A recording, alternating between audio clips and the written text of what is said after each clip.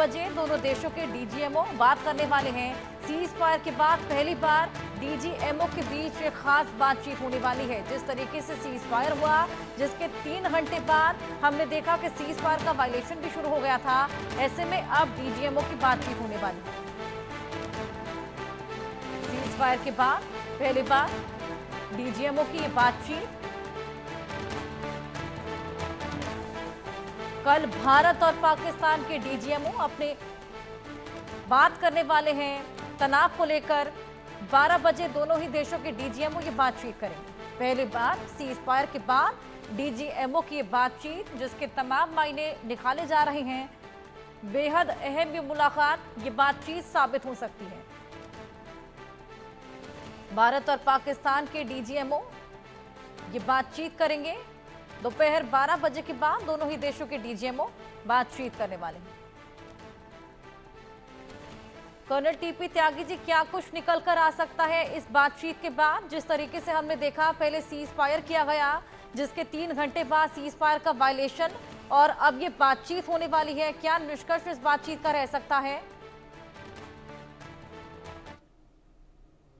देखिए, ज्यादातर cease fire जो होते हैं वो स्टेबल नहीं होते।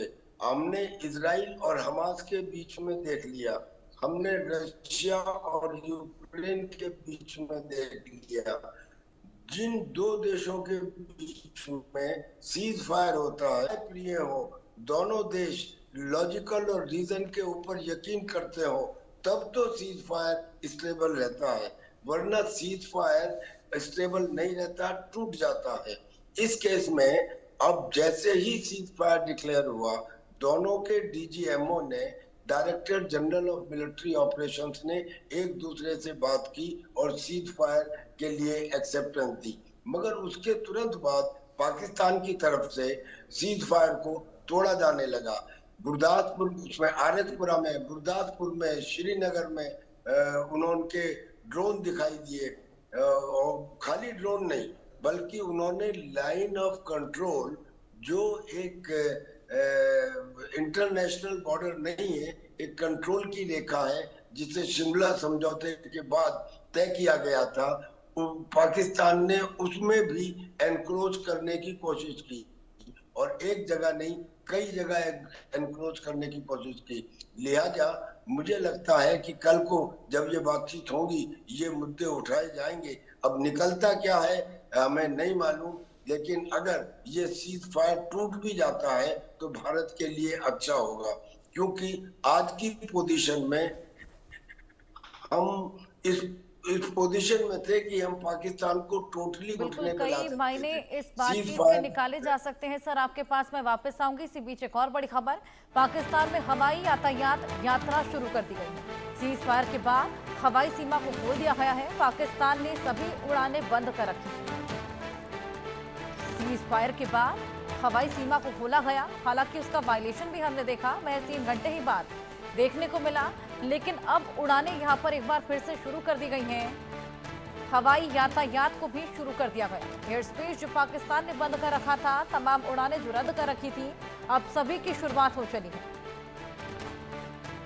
सीज फायर के बाद ही हवाई सीमा को खोला गया था और जितनी भी उड़ानें बंद कर रखी थी उन सभी को शुरू कर दिया गया। हवाई यातायात पाकिस्तान में शुरू कर दी गई है।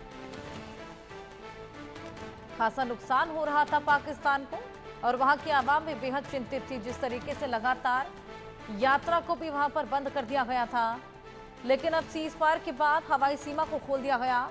जितनी भी उड़ानें जो बंद कर रखी थी उन्हें एक बार फिर से शुरू कर दिया गया है। अब यात्री यहां पर यातायात कर सकेंगे। हवाई यातायात यात्रा को शुरू कर दिया गया है पाकिस्तान में।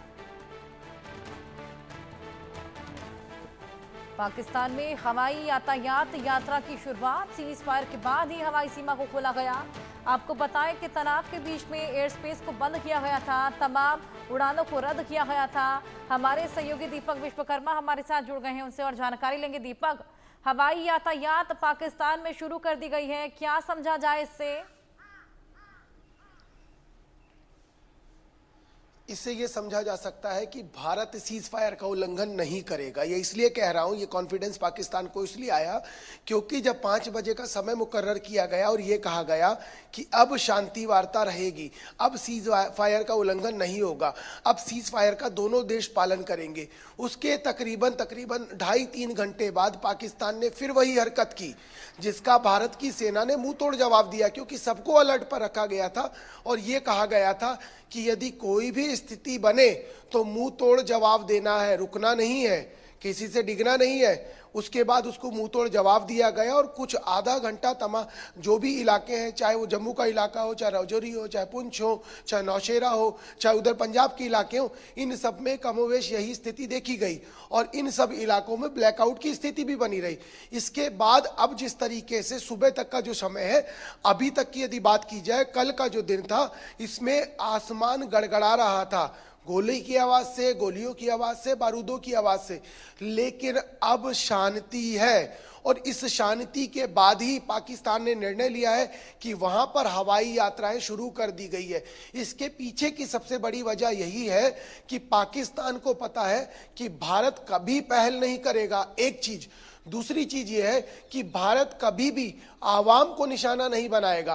तीसरी चीज सबसे बड़ी यह है कि भारत कभी भी जिस चीज का निर्णय ले लेता है उसमें अपनी तरफ से कोई गलती कभी नहीं करता, क्योंकि हम आदर सत्कार वाले लोग हैं। लेकिन जिस तरीके से बीती रात हुआ, वो समझा जा सकता है कि जब सीज फायर के लिए कहा गया और ये कहा गया कि अब युद्ध विराम लगा दिया गया है, तो तमाम लोगों से हमने बात की, जो लोग शहर छोड़ के गए थे, वापस आए, जो आसपास के इलाके में थे, जो यहाँ से जा रहे थे, जो यहाँ के लोकल अपने डंगर जानवरों के लिए रुके थे, उनका एक ही शब्द था कि भरोसा कैसे कर लें, भरोसा कैसे कर ले। भरोसा नहीं हो रहा है, क्योंकि जिस तरह की स्थिति और जिस तरह का इतिहास रहा है उसमें भरोसा नहीं हो रहा है। लेकिन यदि भारत सरकार ने भरोसा किया है तो हम नहीं है। आपके पास मैं वापस आऊंगी। एक और बड़ी खबर दर्शकों को दे दे, कल रात 10 बजे से बॉर्डर पर फायरिंग बंद हो गई है। रात 10 बजे के बाद बॉर्डर पर शांति रही। पाकिस्तान ने सीज फायर का उल्लंघन हालांकि किया था, भारत ने पाकिस्तान को करारा जवाब लगातार दिया। दीपक, 10 बजे के बाद शांति देखी गई, पहले सीज फायर, फिर सीज फायर का वायलेशन, फिर